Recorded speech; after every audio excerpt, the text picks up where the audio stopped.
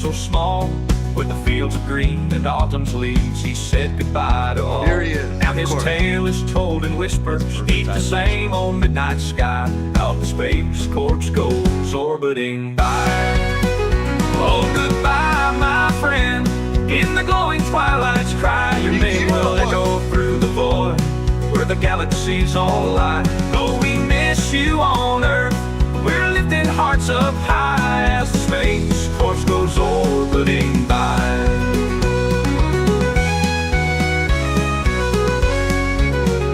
Oh, goodbye, my friend. In the glowing twilight's cry, your name will echo through the void, where the galaxies all lie. Though we miss you on Earth, we're lifting hearts up high as the space corpse goes orbiting by.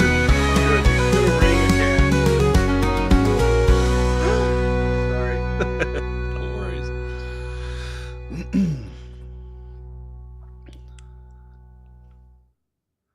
All right, let's see here. He set off on a mission, in his heart a heavy load. A lost chainsaw in the darkness, somewhere out on that wide road. A brave man in a spacesuit, gazing at the starry sky. Now the space corpse goes orbiting by.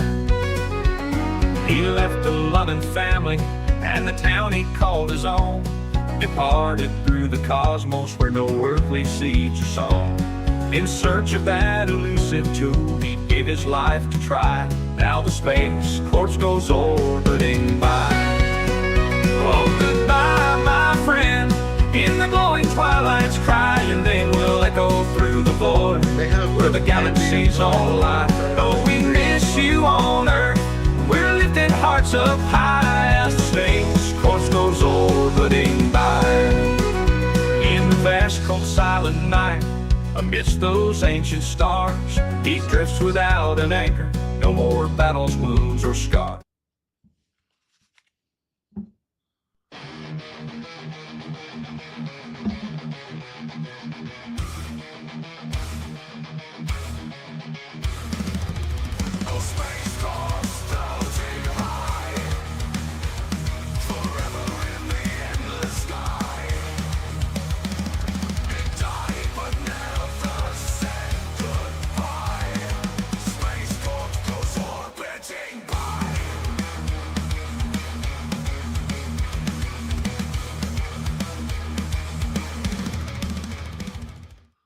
What is going on, everybody? It's your boy Stoney coming to you live from the TCM Museum of Minnesota. Good evening. It's Friday.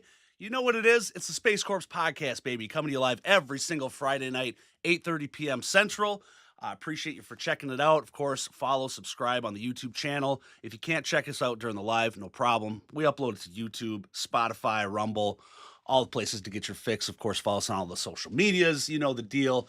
The show is never possible without the help of our beautiful sponsor there, the TCMFanclub.com. That's our homeboy, Gilly. He's put his heart, his soul, his everything into creating the most comprehensive, amazing website for any kind of Texas Chainsaw Massacre fan. 100% free, no bullshit. You log in, and it's everything you could ever imagine, including a really cool fan forum. So kind of for some of the old school people that predate MySpace and Facebook, we lived on message boards, man. It's a really cool community there. So make sure you check it out. Show them some love. Again, completely free. Appreciate the love from Gilly. Of course, he's also the co-producer of the show. And if you like what you see here, check out the merch page.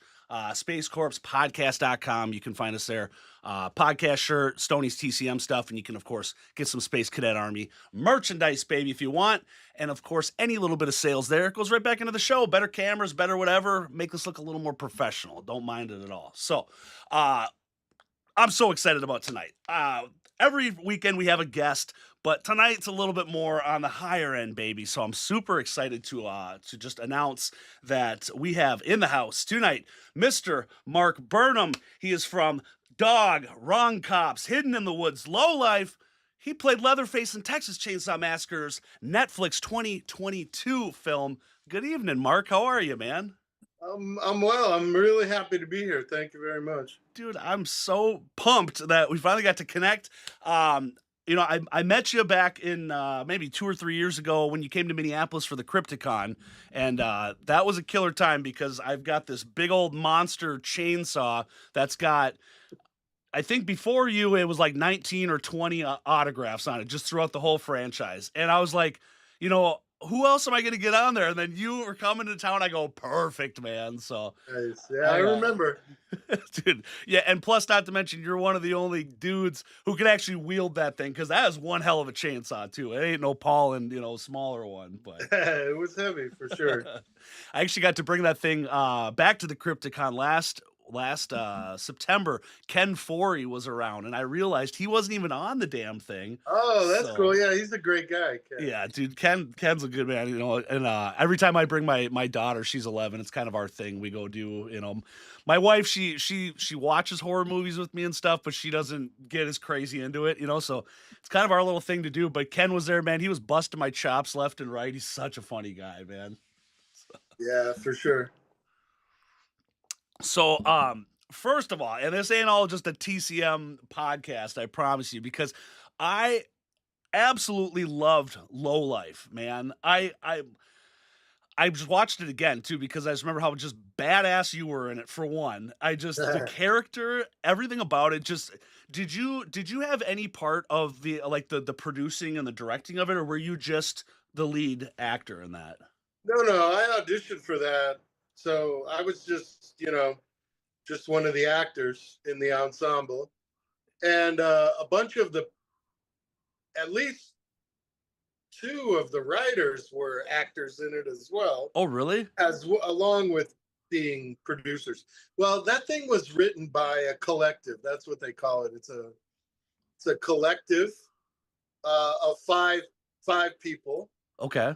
And two of them were acting in it, and three of them were and two were producing, and then the other one was a director.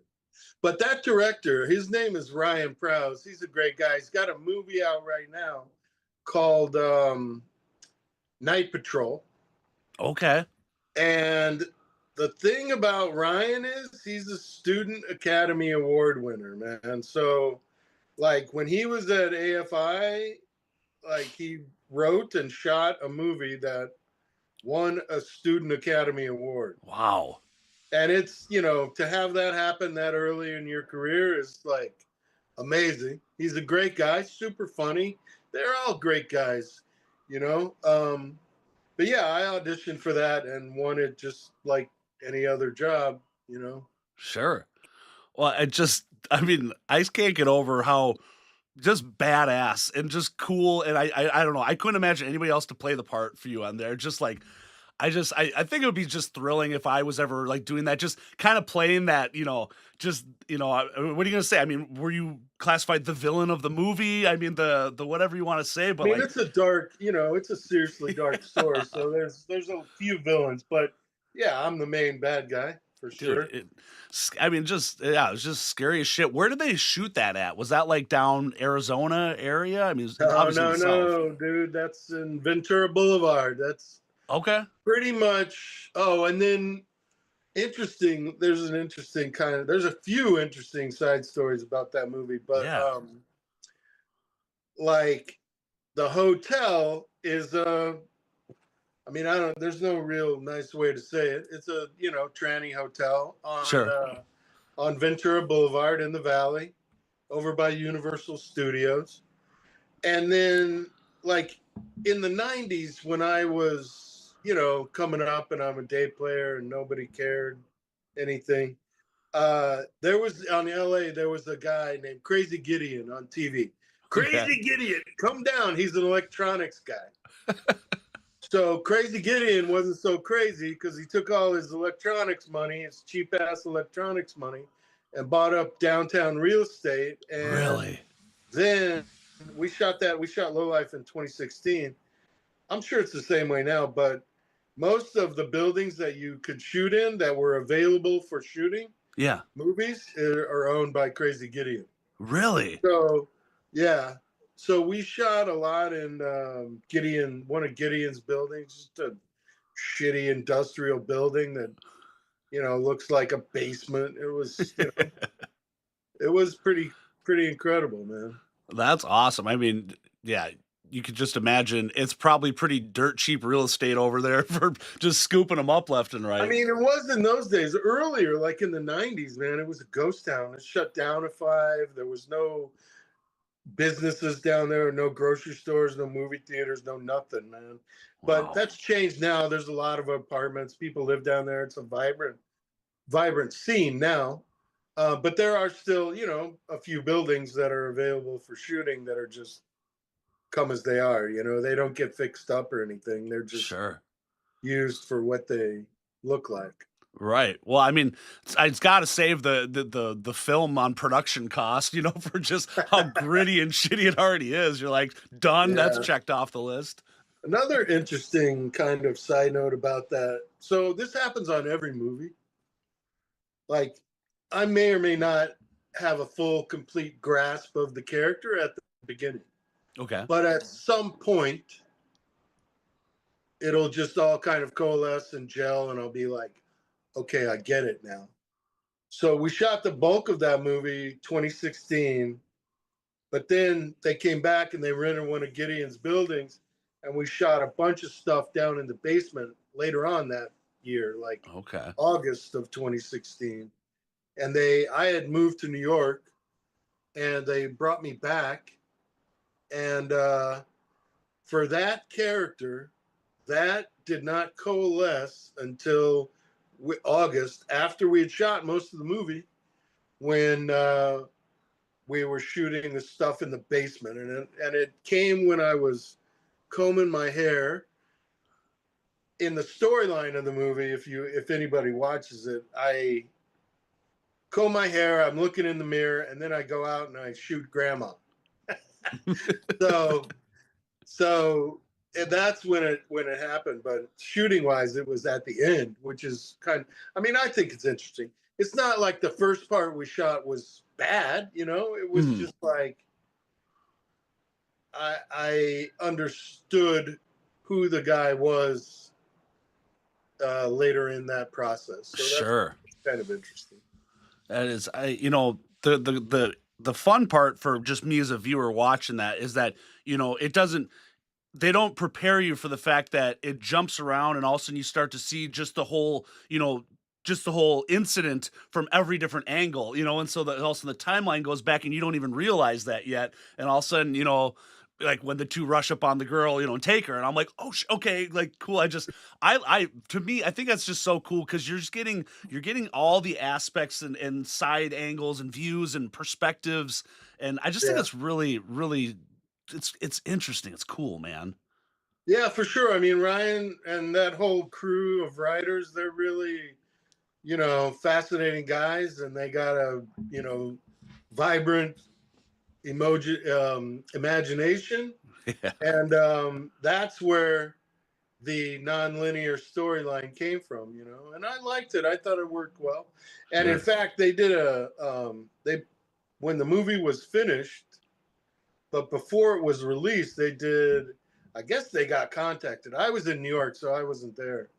But I guess somebody in Tarantino's team called him or contacted him and said, hey, Quentin wants to see your movie with an audience. Whoa. And so they put it together, and he was there, and he called it a brilliant thing. You know what I mean? And he's not wrong. You know, it was definitely a brilliant thing, and that put Ryan Prows on the map. That's awesome. You know? I mean, the Rotten Tomato score on that was pretty freaking high too. I mean, it's yeah. Rightfully so, though. I mean, anybody watching, check it out, dude. I mean, Lowlife in 2017. You can find it on anything to rent off of. I mean, I think I watched it recently off like Fandango or something for. And check out his new movie. Check out his new movie, Night Patrol, too. Yeah, man. God, that's cool. So 2016 is when that happened. When did you start, getting into the directing side and the filmmaking? Was that pre? I don't direct. Or I'm sorry, I'm a filmmaker on that side of it. I've been a producer since early 20 teens, you know, like I met actually on, when we were doing Wrong Cops, I met Michael Bean's wife named Jennifer Blanc Bean. Okay. And in those years, she and Michael were producing a lot of movies. And the one movie that we did together as an actor, Hidden in the Woods, there was I mean, every movie is like going to war, kind of. And sometimes, the war ain't going your way. Sure. You know what I mean? Yeah. And we definitely had our days on Hidden in the Woods where it was very challenging. But we ended up making a good product, and I'm super proud. But that started me because that movie needed so much help while we were shooting. Without getting too specific, that's when I started producing. And quite honestly, it happened because Jennifer and Michael were in a spot. Mm-hmm. I was there and I was available, and I had never done it before, but I jumped in with both feet. I trained somebody to AD the movie, and then went on to kind of be the day-to-day guy, one of the day-to-day guys on set as a, kind of a producer. I mean, it was a nebulous job, you know what I mean? Like I was doing a lot of stuff. But that started several years where I began producing. And my interest, I don't really have an interest in directing, but I have a lot of friends. I'm good at casting, and I'm good in shooting. I'm good in producing while things are happening on a day-to-day basis. So I enjoy that a lot, So yeah, that's when that started. Well, I'm sure, like, just having that experience doing that, just overall as like an actor, it's just got to make you just that much more versatile, where you just really understand, more of the makings of what it is, instead of just, here's my time, script done. It's like you realize, no, this is hard work too. Yeah, I mean, I had never AD'd. An AD is assistant director, and Okay. on a film set, they are what keeps the set moving from day to day. Not only day to day, minute by minute. And so whatever is being done now, he's got a mind and an eye on that while he's setting up where we're going to go next, Mm-hmm. and putting those people on to prepare that so that it can seamlessly move. And I had never done it before. Jennifer said, "Hey, can you help out?" And I was like, "Well, I never did it, but I'll try." And it went well. You know what I mean? Like, Yeah. I was kind of surprised that I mean, I'm sure there are, for sure, 100%, there are people that are way better at it than me. But to be thrown into it like that, kind of sink or swim, Yeah. I thought I did real well. Awesome, man. So what really kind of kicked it off in your early years then, for like putting you down this path? I mean, is there just kind of always like an infatuation with the movies back then? Was there something you did earlier? Like, well, let's dive back into the conception here. Yeah, for sure. Well, I always liked to watch movies. And as a kid, somebody had to explain to me, no, that's an actor and it's fake. I was like, really? Wow. I don't know what I thought, but it blew my mind. Yeah. But then later on, like in my high school years and a couple of years after that, I went to see a lot of movies. Movies were cheap in those days, and I was there with my friends and whatnot every 2 or 3 days seeing a movie. Sure. And but that was just as an audience member. I didn't really have a inkling that I would be doing this until a few more years rolled around, and I got a fairly good job right out of high school, and I was just partying, wasting my time. Sure. And after several years of that, I got super bored, and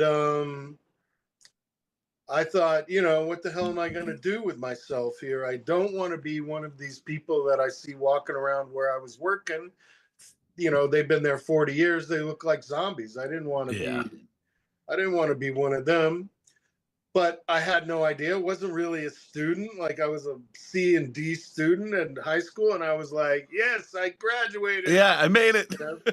I'm not really proud of that, but that's the way it was. Sure. But little did I know, a couple of years later, that would, really change. Because what I did is I went, when I noticed the zombie thing and realized I was just wasting my time, my stepbrother was trying to be a stuntman here in Hollywood. So I took time off. I lived in Arizona, lived in Scottsdale, Arizona those years. And I took a week off and I came and visited my stepbrother. And at the end of that week, I went back, and I was like, I don't really want to jump off buildings and crash cars, but maybe I should figure out what it takes to be an actor. And I did. I went and took an acting class. And from that acting class, I never stopped acting after that point. Sure. I did several years of school there in Arizona, like community college.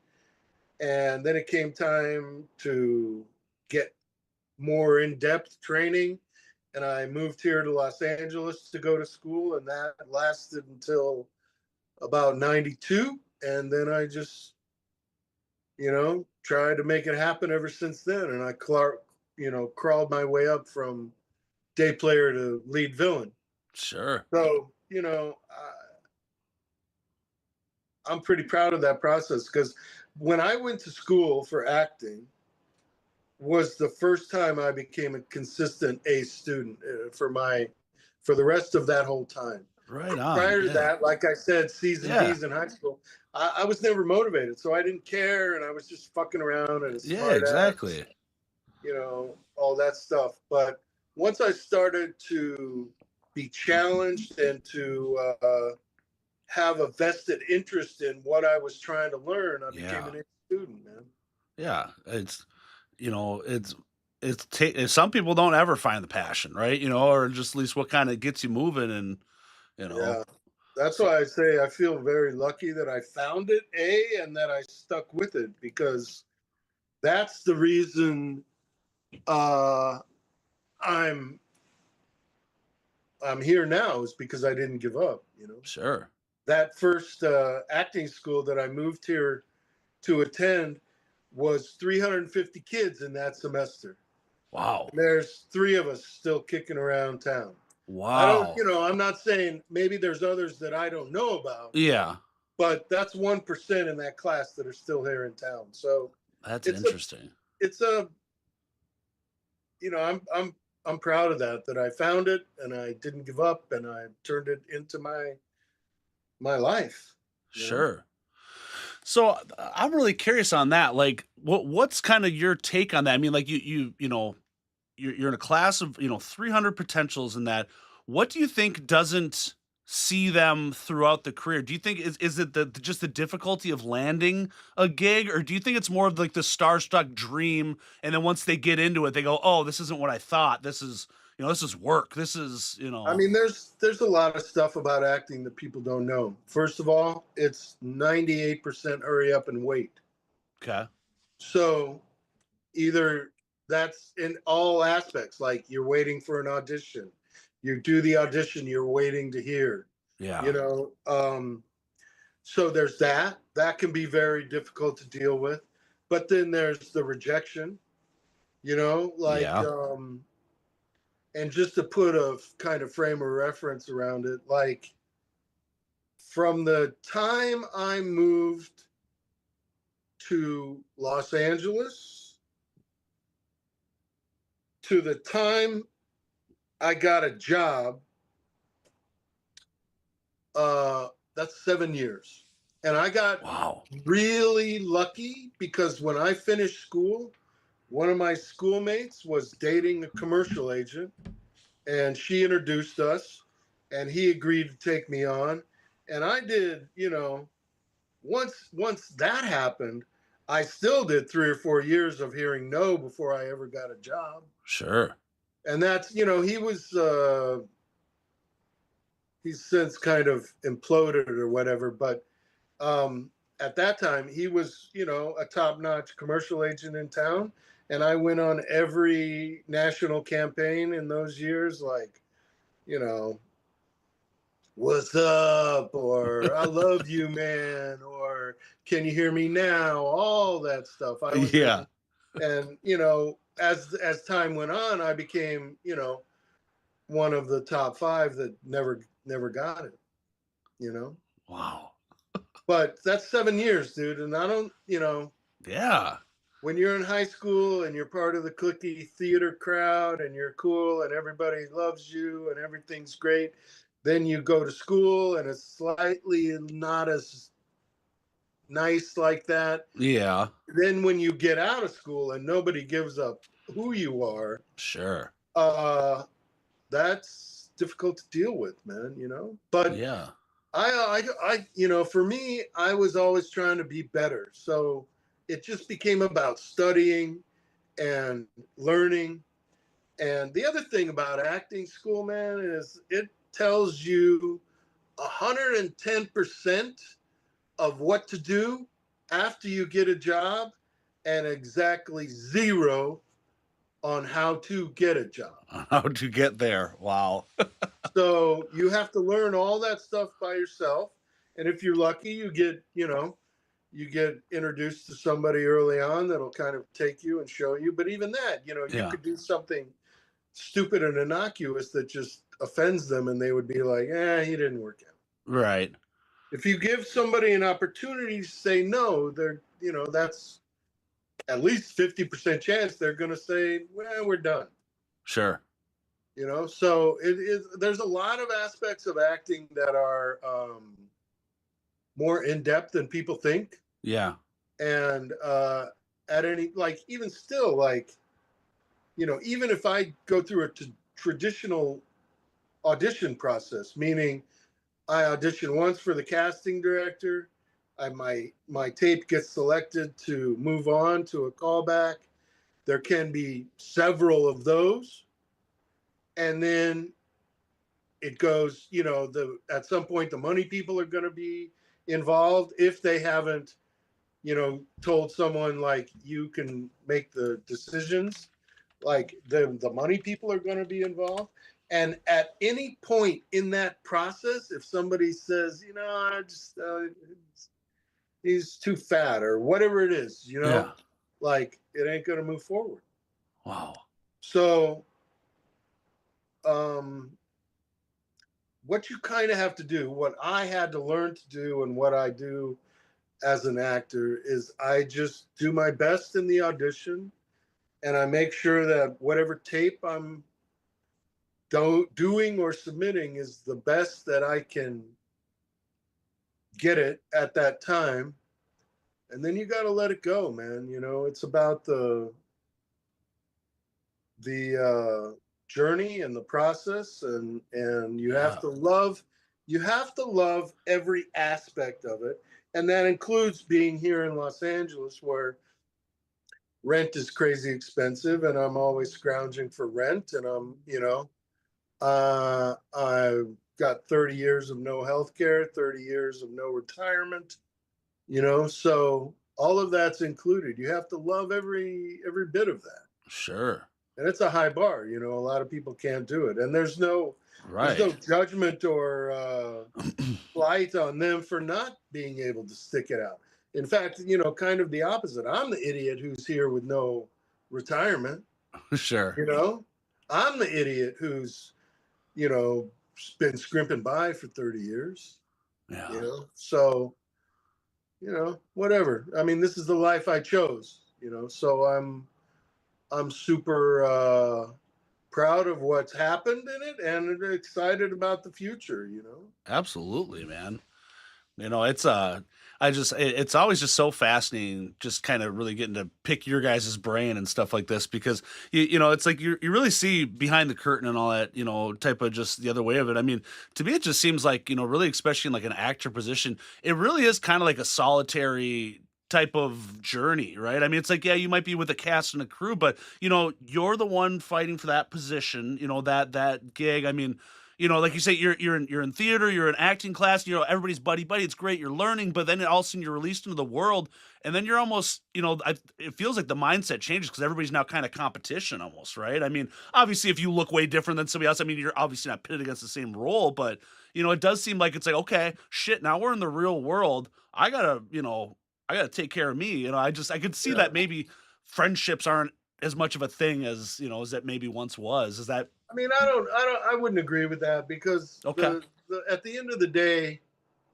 like if and this has happened, you know what I mean? Like you walk into a room, but we don't walk into rooms anymore. We tape alone in our apartment Okay. or somewhere, and but it, you know, there was definitely many opportunities for me to walk into a room where I saw 15 versions of myself. Sure. In fact, back in the day, I used to get called in on every big like bruiser type guy, and I'd Sure. be the smallest guy in the room. You know, so and the thing about this, you always have those audition room dynamics where, you know, there's one guy who's like, oh, I've done this and I've done this and I've done this and I've been doing this and everything's so great and Yeah. and he's saying it for the room, not so much for the person he's talking to or whatever.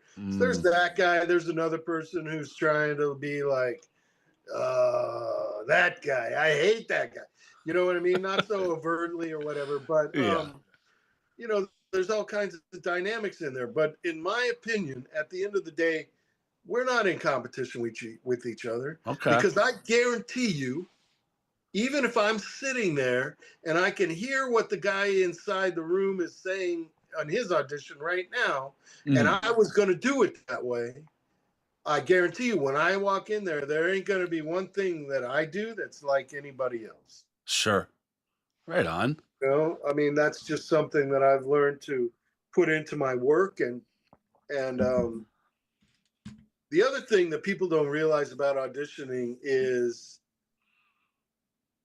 my real job in an audition is to present a viable interpretation. Mhm. I'm not trying to be better than that guy. I'm not trying to be exactly what they think they want because they don't even know what they want Yeah. at any one time. And so that it just comes down to me and my interpreting what I'm given to read and trying to make that as appear as viable as I can. And what that means is that we could go shoot it tomorrow and they're going to get what they see in the audition. You Sure. know, that's my real job in an audition. It's not to try and outguess people or outguess the producers or try to be better, louder, faster, slower than the other guy. It's just to present a viable interpretation that we could go and shoot tomorrow. Sure. And once you kind of pare it down to that, there is no competition because that goes back to what I said a second ago. Is I guarantee you that that ain't going to be like anybody else who Yeah. walks in there. You know? God. So Dig it, man. I totally dig it. So I got some people in the chat here. We got a few questions. We gotta mingle in some of this. On Gilly's in right. the chat now too. Again, TCM fan club, co-producers in the house. He finally woke up or something. So Steve Reed's in the chat, man. Everybody's showing some love. Chris Atkins, big truck. He's got a question. We're gonna switch to TCM here. So he's asking, how does it feel to be an iconic few who have worn the Leatherface mask? And how did you prepare yourself to embody that character so well? Well, I feel very lucky, but I also feel like I won the job because I was the right person at that particular moment. I also, what you may or may not know about the film is that they hired me because I have a similar body type to Gunner, Mm-hmm. and that's what they wanted. Sure. So they kind of, in a sense, I have to look at it as an actor, is they hired me to play an actor who plays a part Yeah. in a movie, and that's what they hired me to do. So it's a kind of like, it's almost like two roles. Yeah. playing Gunner, and then I'm playing Gunner as Leatherface. Right. And so the way I prepared to do that was I just watched the first movie until I felt that I was confident that I had Gunner's movement patterns down. And I don't mean like mimicking. I mean like what's behind the movement and how it happens organically and all that stuff. And I watched it and worked on it until I felt like I could present that on a at will basis, meaning on cue, anything they might ask me to do. Sure. And I felt like if you just base it off the response at my convention tables talking to people, I feel like I did that very well. Like people responded to my interpretation. It doesn't, it ain't no small thing that we had Fede Alvarez involved. He's a genius. Yeah. And, as were all the people who were on the production side. They were all great people helping me. And I feel like I'm super proud of it. And that's the answer to what does it feel like to be an iconic selection in that process. Like, it was a job well executed that I planned it. Yeah. It didn't look like it was going to come off in the way I was hoping. And then in the end, it did. And then you kind of go away from it. And while they're finishing the movie, meaning post-production, nobody sees it for a year. And then you come back to it and everybody loves it. And so I got super lucky in the audition and a super lucky in the shooting of it and all that. And I feel like I rose to the occasion and it was a job well executed. Amen, brother. And it absolutely is. I don't know, the timing of that movie coming out, just for some reason for me, it couldn't have been more perfect, and I as a fan, dude, I appreciate the hell out of what you did, because you did absolutely justice to that role. And you can tell by the way that like you're just saying, that you really studied how, not mimicking his actions, but how would he move, how would he act, because I mean, I going from a role like Lowlife, right, where it's like, you have nothing but speaking parts and all that, to also going to a lead role where you can't talk at all. And it's just like, I can just only imagine that your just senses are heightened even more. And okay, well, I can't talk, but it's all about my movement and my gestures. And I could, I don't know, it's kind of like, you go blind, right? You pick up senses elsewhere, but you could just really tell on the ways in your mannerisms in that movie. It was terrific, dude. People ask me a lot about that, with the kind of like idea like, oh, you must have thought a lot about that before you took the job. And I didn't really. Like, when they told me it's Leatherface and I knew that the character would be silent, I realized that I've got a lot of training in mask work. And when you look at what draws people to characters in masks, it really goes back to the Greeks in ancient history. Okay. Because they're the first ones that put on a mask. And if you ever, I suggest you do it. Somebody, just go grab a store-bought mask and stand there in front of your bathroom mirror and do things. It changes you. It changes how when others see you, it just, there's something about it. And that's why we're drawn to it as audience members.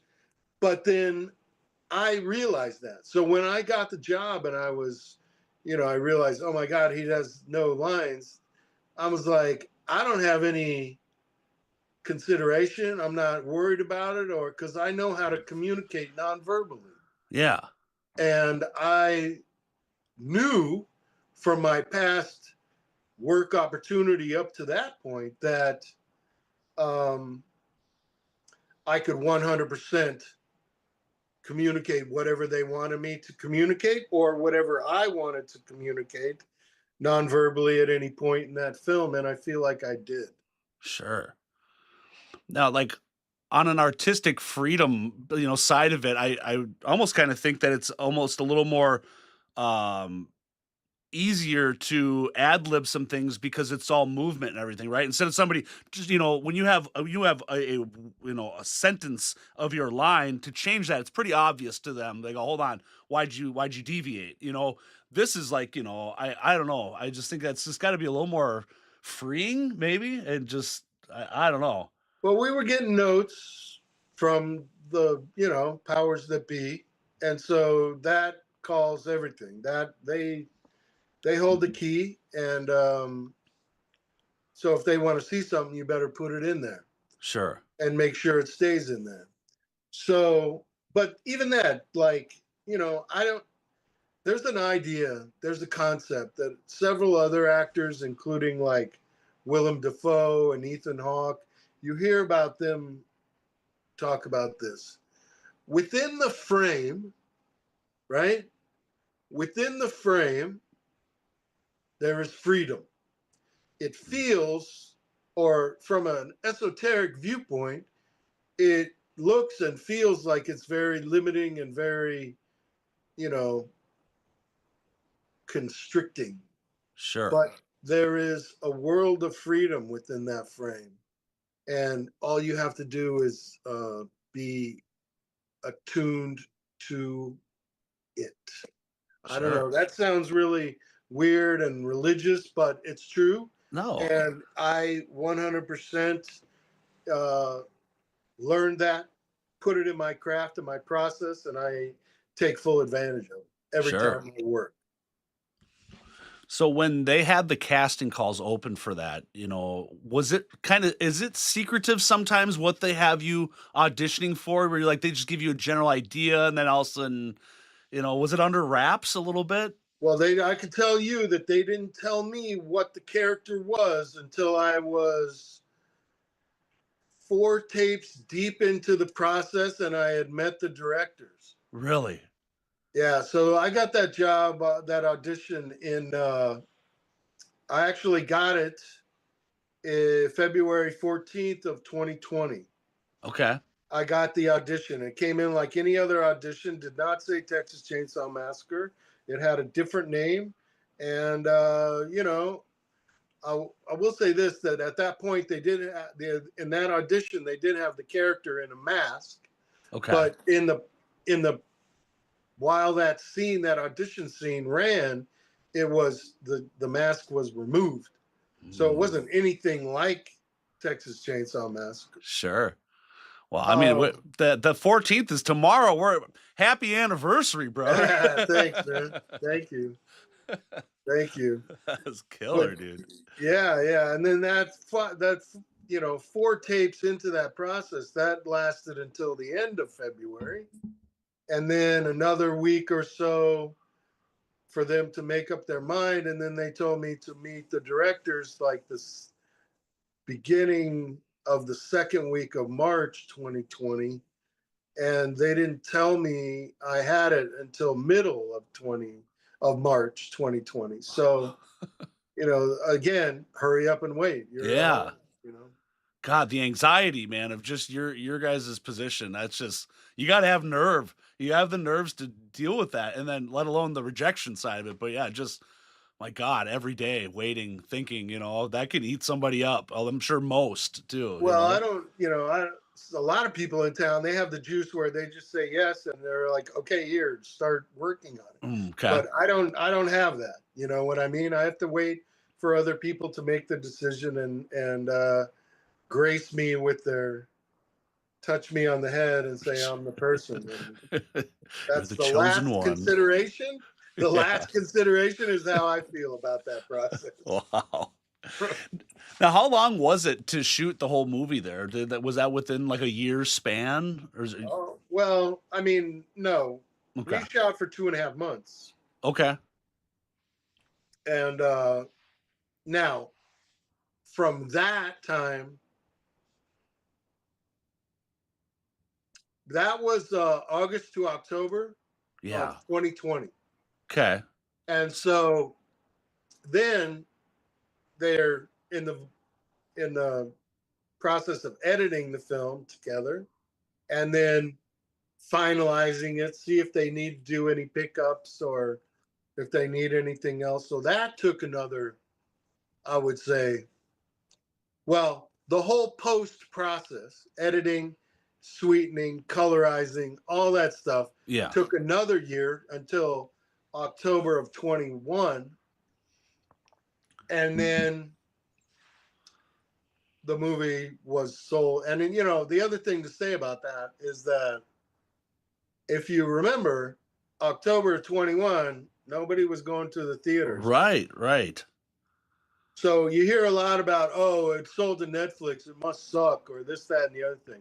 But they made the best decision they could make. Yes. And I'm sure they made, you know, they made their money back on it, I'm sure. Yeah, exactly. More than that. They wouldn't do it if they just made their money back. Mm-hmm. You know what I mean? Like, yes, they sold it. So they probably made a good chunk of money on it. Yeah. And it put the, you know, my work and the whole film in front of the entire world. And we were, you know, in the top 10 of the world on Netflix for a week and a half. Yeah. Hell yes, you were, man. So, you know, and that's what I was wondering too. I'm like, you know, during even the shooting was, you know, when kind of COVID was hitting around and all that, right? I mean, did that really prove like any kind of difficulties, pains in the ass, you know, all of a sudden, or what, you know? You don't even know, man. First of all, there was only us, Dune, the first new one, and Jurassic whatever. Okay. Were the only 3 movies in the entire world that were shooting. Really? And those other 2, they were ending, and we were just beginning. Oh, wow. So, and then basically the protocols that the union put in place to be able to shoot during this pandemic were so restrictive to me that it really, this is when I said a few minutes ago, I wasn't sure it was going to come off. That's why, because it took a whole aspect of how I shoot in front of a camera away. Wow. And that is because they were extremely restrictive about who was around the camera at any one time. So if you're not working, in other words, another way to say this, there was only 3 places I could be during the entire shoot. Okay. In front of the camera, in my green room at the studio, or in my hotel room.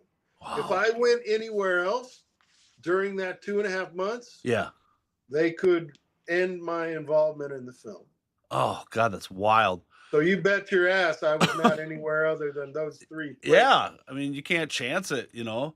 But normally what I would be doing is I would be hovering in the back behind the camera, behind the director, out of the way, not making any, you know, kind of bother of myself, but watching what happens on every shot. Yeah. Because I want to know how best to serve the story that has occurred so far when it's my turn to step in. Sure.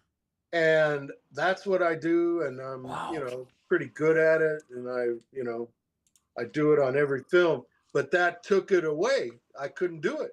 Yeah. So then I'm left with whatever the producers and the director are saying in my ear that they need or want to hear or see. And that's a level of trust that I had never given a producer or a director. Absolutely. Yeah. I mean, it takes your ability to just feel and sense and absorb it, you know, that's wow, man. Takes my decision-making process out of the whole picture. Sure. And so that was very difficult to deal with. You know, I didn't know if I could do it. Yeah. Well, I'm glad they didn't try to make you wear a hospital mask underneath the Leatherface mask or something like that. No, but to the point, you know, I had one of those stupid shield things on a stick, plexiglass, right? You know, it was like so ridiculous. I mean, don't get me wrong. Yeah. It was a pandemic and it was sickness and it had to be dealt with. Yeah. And I understand that. But some of the fixes that people put in place to deal with it were kind of ridiculous. Right. It's, just, it's funny to see, now, I mean, 5-6 years after it's all happened, still the residuals of some people. It's just like rewired how they think, you're like, wow, you're still doing that. Like, okay. Yeah. I mean, it ain't hurting nobody anymore as long as you're not making us all do it anymore. Okay. I didn't have any problem doing any of it. It was just annoying to me in this regard because we were shooting at that time. Sure.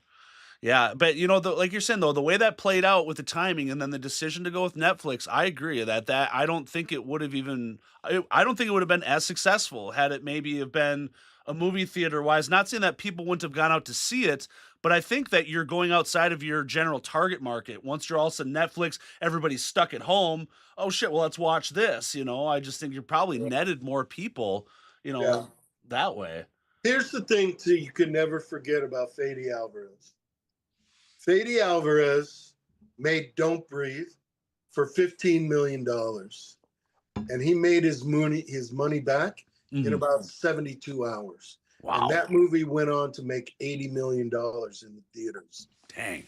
So I don't have any doubt, but that had Texas Chainsaw Massacre 22 gone into the theaters, it would have been there for weeks. Yeah. It would have enjoyed a long run, in my opinion, because the movie behind it is like that. I'm not saying the stories are the same, or it doesn't have anything to do with the stories. Yeah. It's about the guy knows how to pull you in and scare the out of you and then let it go. He's a genius, man. Straight up genius. So you go see any of his movies. Yeah. Don't Breathe, Evil Dead, Alien Romulus. Those are terrifying films. Yeah. And they've all got Fede Alvarez stamp on them. Wow, and just that movie too. I mean, such unique and cool, kill scenes and things like that too. I mean, just running that chainsaw down in the floorboards and that, and just that exhilarating, moment. And I mean, did really good. Like, I can't say how much I loved it, because there are some, especially in the TCM communities, there's all the elitist. Well, you try to compare anything that they make in the franchise to a movie that's 50 years ago from a different director. I mean, it's just, you can't do that. It's just like, that's not what we're trying to make here is, the mirrored, whatever. But you guys did a great job in being respectful of it. And I just, especially for just, being a continuation of the original, and just the end of the movie, going back to the house and everything. I loved it, man. It put such a smile on my face. I mean, it's all him, man. Every kill comes from his mind. The bus scene, putting a massacre in Chainsaw Massacre. Yeah. That's all Fede Alvarez, and I feel super lucky and proud that he chose me. You know what I mean? Like, yeah, it was the, I just feel really proud and lucky that I'm the guy. Hell yeah. Chris has got kind of the same question I have right there too, is that, what was your favorite scene throughout that movie, just in the actual filming of it, like that you were just like, God, that was so much fun or cool? I'll tell you what I get into. What I get into is the filmmaking aspects of it. So, people ask me, what's your favorite kill? They're all my favorite kill. They're like children. You know what I mean? They're super hard to put together. Yeah. They all involve at least 3 to 5 people doing everything correctly at the same or proper moment. And it doesn't, it's difficult to put together. Sure. To the point, like that first kill, when I stabbed the guy in the neck with his own broken forearm, there's 3 guys covering the blood in the pipes that they aren't even in the room. Yeah. And yet they got to make it come off so that when I go and break the skin, some blood comes out. So, and when it's difficult like that, that really turns me on, and the pressure's on, Yeah. You know, I mean, in some of these action movies, man, those days and those shots can be worth millions of dollars. Sure. Oh, hell yeah. And, you know, when the chips are down and it's got to be done right this time, or when you're just approaching the shot and you know that we need this so we can move on because we got 4 other setups to make in this day. Sure. And, you know, so it needs to be done right now, right? That's what I really get into. So you asked me what's my favorite scene. My favorite scenes are all the kills because they're all practical effects. Mm-hmm. That's the other thing we haven't talked about this movie is that there's almost zero CGI in this movie. Hell it's yes. 100% practical effects. So I break off a foam forearm of the actor who's wearing a fake arm Mm-hmm. and stab him in the neck with it. He's wearing a bladder. You know, there's somebody off screen that's pumping the pumps so that it So goes cool. everywhere. Or, you know, like Killing of Sally, when she's up on the saw, Yeah. and I throw her across the street into the trash pile. There's 3 guys covering her wires so that when I go like this, she flies across the street. That's so dope. You know, and that's those kind of things are what really, like, I don't know. I get into it. It turns me on. Sure. And so those are my favorite things about the movie. That's cool. I mean, because you almost feel like you're doing the real work into it, and I'm not trying to knock it, but like do you think like CGI you'd look at it as like, well, that's kind of like the cheating way of shooting that shot, right? Like, I mean, it's economics. It's about economics. You know, sometimes they make it, you know, if they can live with the product, it's going to be cheaper maybe sometimes. Yeah. But I'll tell you, now I don't speak for him or know any insider information. Sure. But I would be very surprised if Fede Alvarez did a large movie of CGI. You know, sure. Like you got to do some generally for small things or for cover, you know, for to get from one place to another sometimes. But I mean, he loves practical effects, man. Fucking sweet. And yeah. So of that movie, and I don't know if you can say or not, but do you have any little bit of a keepsake, or is there anything that you still got from that movie that you got to take home or stolen? No, not a bit. Not a bit. Legendary put all that in a lock and key in a warehouse in Burbank, and we'll never see it again, I'm sure. But to the point, rightly so. I mean, I don't know any budget items or anything like that, but I would be surprised if the contract to provide the special effects for my character were less than $2.5 million. Sure. And when you divide that up into the 13 different masks we got, you know, that's a good 75 to 100 grand. Wow. Per mask. You know what I mean? Yeah. Holy cow. Yeah, they should put that thing in a vault and, you know. Damn, 13 masks. I never knew that. Did you guys burn through them like 13 as in just because some of them No, they weren't ripped, they weren't made to be disposable. They were made for different shots. Okay. So one is super thin, so when I hold it up to the sun, you can see the light through it. One is for the pretty woman scene. One is for blood. One is for no blood. You know, one is for various steps in between. You know, close up, master shot. You know, those are the purposes for the different masks. Can I admit, every time I do give my children a fruit roll up, I hold it up in the air and they have no idea what I'm doing. But it's my own paying homage to you. Every time somebody picks that picture of my table, I tell them that. So cool, the fruit roll up picture. Yeah, dude. Oh, that's so cool, man. All right. So the other question here that we have, all right, Steve's just got to say too, back to the COVID stuff, that he just loves seeing people driving around still wearing friggin' masks by themselves. So. I mean, I get it. It's a personal decision. Maybe they got a grandparent at home or something. You know, it's kind of Right. hard to give them shit. But you know, it was something for us to deal with, definitely. And I Sure. did not see the purpose of me holding that shield in front of me Right. when some germ could come in from the side. Yeah. Whatever. I did it. That's right. Yeah, you gotta do whatever you gotta do to get the job done. Screw it, Yeah.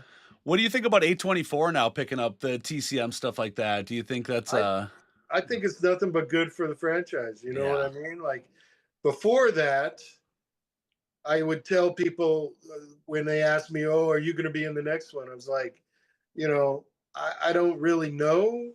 I don't have that kind of juice where I can tell you, or where they've reached out to me to find out what my plans are or anything like that. But you can generally assume, this is what I told them before the announcement of A24. You can generally assume that there will be another movie in 5 years. Yeah. Not in 5 years, within 5 years. But now I think that timeline is drastically reduced. I think you're going to see another movie. Certainly you'll see another project within a year or two. 100%. And perhaps another movie within 3 years. And that's nothing but good for the franchise. Yeah. I mean, yeah, you got new blood that just sank money into it. Of course they're going to do something with it. And right? I think A24 is a top-notch company that produces, has a proven track record of producing big-time horror. Yeah. And they're going to do exceptionally well with it, I'm sure. I mean, right. I don't see why they wouldn't. Yeah, it'll be interesting because I think the talk is that they've got a series involved first, and then they're going to do movies after that. And I'm always happy for everything. I'm never overly critical, but you almost just kind of feel like they're just following the steps now of the Dury, or the It movie is now a show, and some other ones like that. But I mean, I don't know. I think you got certainly within that, about that TV show, whatever it ends up to be. I have no idea what it's going to end up to be. Yeah. But you have people that really love the franchise involved in it. I think Glenn Powell is really vocal about how much he's tied to Texas and how much he loves the franchise. And that's why that's a big part probably of why A24 won the bidding and bid on it initially. And so I think people that really love the franchise, you can't fault them. You know what I mean? They're going to make the best thing they can make, and more power to them. It's like I said, making movies is like going to war, man. And when you get the money to do it, and give it your best shot. Sure, absolutely. Now, another thing I was kind of curious now too, from the different projects and things that you've done. The other real different part about doing the Chainsaw one is the after effect of doing conventions and appearances and things like that. I mean, obviously you're out there doing it. Do you love it? I mean, is it just cool just to get in touch with those fans? Yeah, man. I'll tell you what, in my career, I never did a convention before 22. Okay.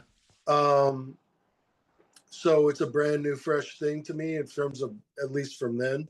Yeah. And so what does that mean? That means I spent 30 years, 25 years running around this town, kind of not even really tracking that people are watching or remembering or even know who I am.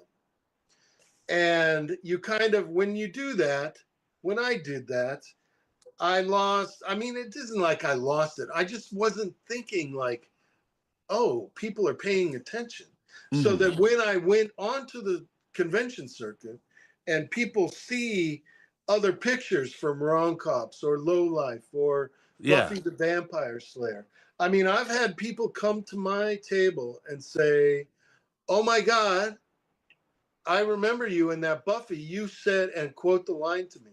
Yeah. Or Buffy saved my life, or these incredibly touching things that just grab my heart. And they're I'm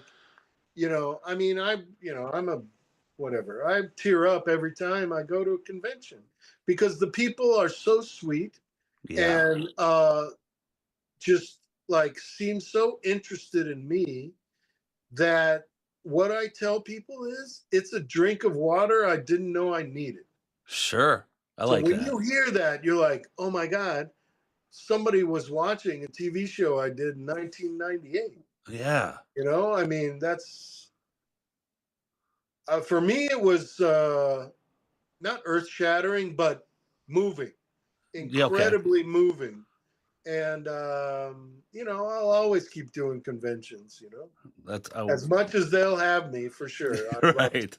Well, we as fans appreciate it, and like just to me to see, you know, like you and Brett Wagner, you know, I had Big Swag on the show before too. He's a great guy, you know, and just also I saw kind of you guys started connecting and doing some things together. I'm like, it's just awesome, man. You can see the love with everybody, and you know, it's Yeah. definitely you know.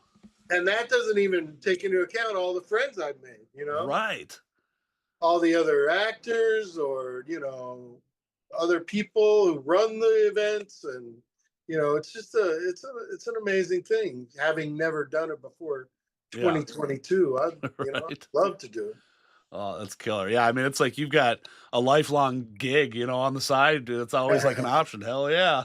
How cool is that? For sure. And that's 100% all you. You know what I mean? It's not like you're having to, you know, pay your royalties or something to the filmmakers or something. At least I would hope not. Yeah. But I mean, not even really taking into account the money, because I made some money, but Sure. I didn't do earth-shattering numbers. You know what I mean? But so then it's really about connecting with the people, because Yeah. like every day I go to a convention, like I'm wasted at the end. Yeah. And the reason that is because I'm engaging with every person. I'm trying to give them not what I think they want, but what they actually want, and engage with them in a kind of real way, and kind of, you know, lift them up as they're lifting me up. And I think, you know, that's what people want. Absolutely. It's a priceless connection of just, again, especially just of fandom. I mean, it's such a meaningful moment and experience, and it's just like the memories that you're making for these people that they're going to remember for the rest of their lives. I mean, that's just so cool to be a part of. Absolutely, man. And I've had memories myself that, you know, Yeah. are I mean, obviously you met hilarious. me, you know, I mean, that was great. Exactly, Stoney. I met you and your saw. Yeah, dude. Yeah. Oh, I can't wait to see who's coming around next time for that. You know, I think I got to probably start traveling soon to go seeing people.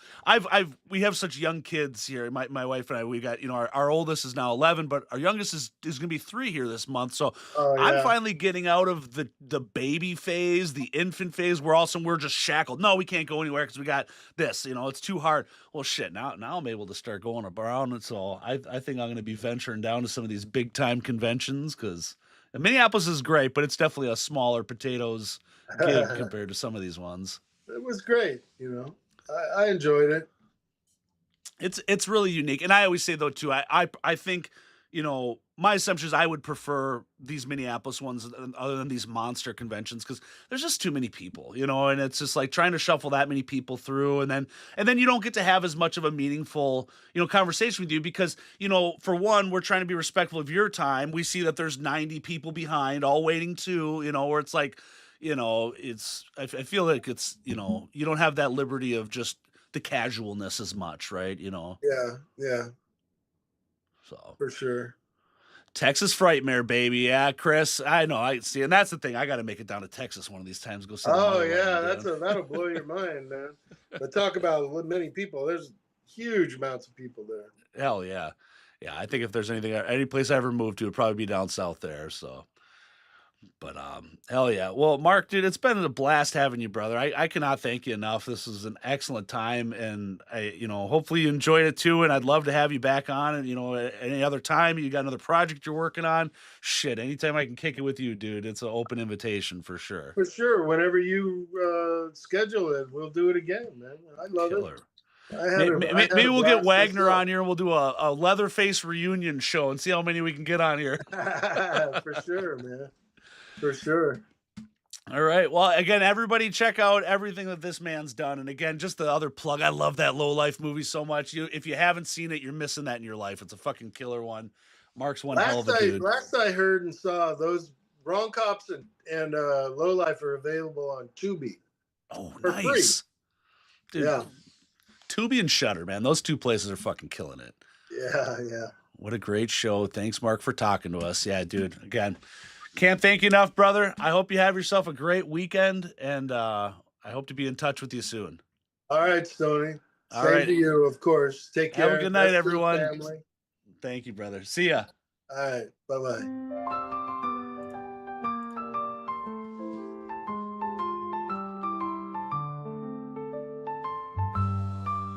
In the vast expanse where the cosmos sighs, drifts an ancient tale as old as the skies. A figure from stories now mythified, Space Corpse goes orbiting by. He once roamed planets, oh far and wide, but now he floats where the starships fly. No more breath in his chest, yet can't be denied the space cadet who died. Oh, oh, Space Corpse, in the void you glide, a spectral waltz in the galaxy's tide, floating free like a cosmic guide. Space Corpse goes orbiting by. Galaxies turn while he haunts with pride. No anchor to worlds, just space to bide. Gliding through stardust, no need to hide. This wanderer who never cried. In weightless silence where time collides, he drifts in dreams so amplified. Mysterious tales on mystic rides. Space Corpse haunts so dignified. Oh, oh, Space Corpse, in the void you glide, a spectral waltz in the galaxy's tide, floating free like a cosmic guide. Space Corpse goes orbiting by.